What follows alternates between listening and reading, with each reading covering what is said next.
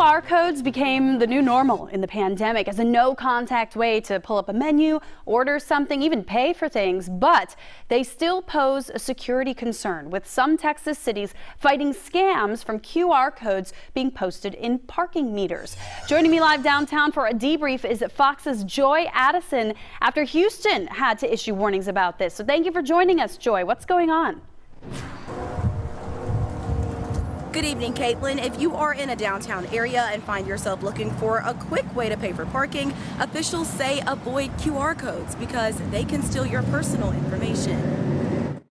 A quick response or QR code scam is hitting the Lone Star State. It's infuriating. San Antonio, Austin, and now Houston city officials say they are advising customers to avoid QR codes on pay-to-park stations. We have about 900 plus pay stations. We ended up finding 10 of those QR codes that were directing customers to that fraudulent payment site. Cybersecurity experts say hackers are using the fraudulent sites to store banking information or install dangerous malware on devices. The QR code will send the user of the device to a website that then asks for information like payment information or personal information that they then harvest and then use for ill-gotten gains or nefarious purposes. They could also store your location. The problem is not just parking meters. QR codes can be used for almost any no-contact website solutions.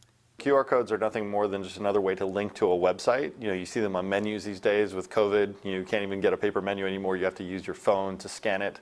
The Better Business Bureau has found a reported 36 scams involving QR codes since March 2020.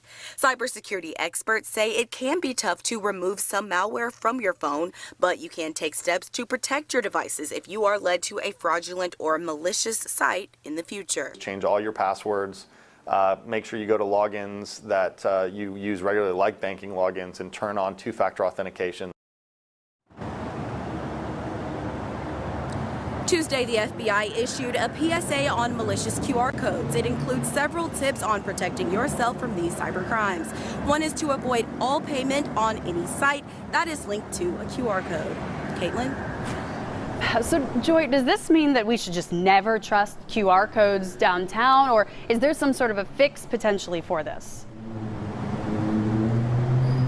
For now, there is no real solution, but city officials and law enforcement are keeping a close eye on this matter. All right, the joys of technology.